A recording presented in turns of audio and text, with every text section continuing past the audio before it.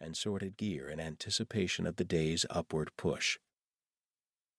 The sun rested just above the hunchbacked dome of granite in the dusty, brown-streaked sky, bathing the topmost reaches of El Capitan, opposite him, in orange and red.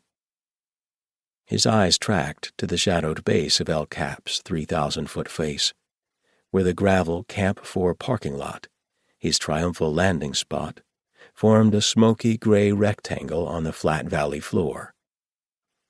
His stomach fluttered at the notion of his surprise landing in the Camp 4 lot. His appearance there in a minute or two from out of the dawn sky would be that of a spirit, a specter, an apparition from beyond.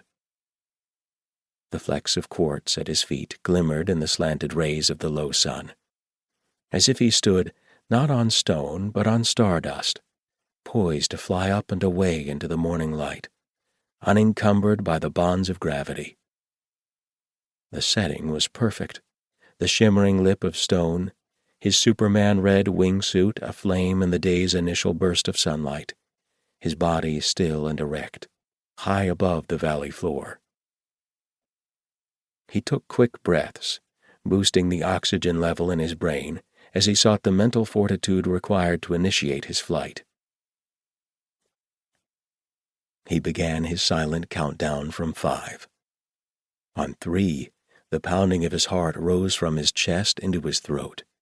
On 2, he didn't so much lean forward as simply begin the process of falling, his weight shifting out and over the edge of the cliff. On 1, he lifted his arms, raising his wings into place. On 0, he bent his knees and leapt off the point of rock.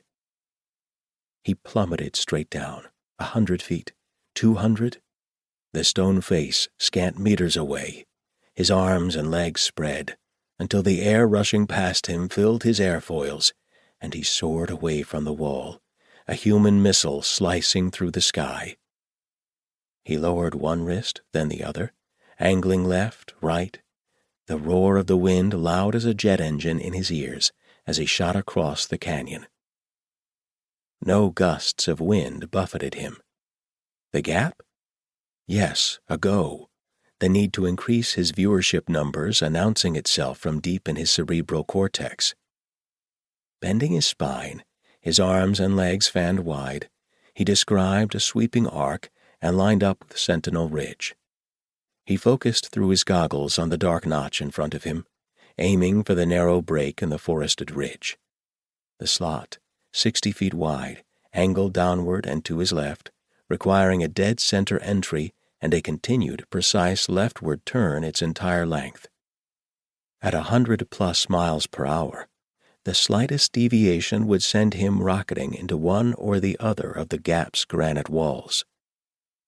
Judging himself too low as he sped toward the notch, he lowered his legs, angling his body upward to catch more air and moderate his gliding descent.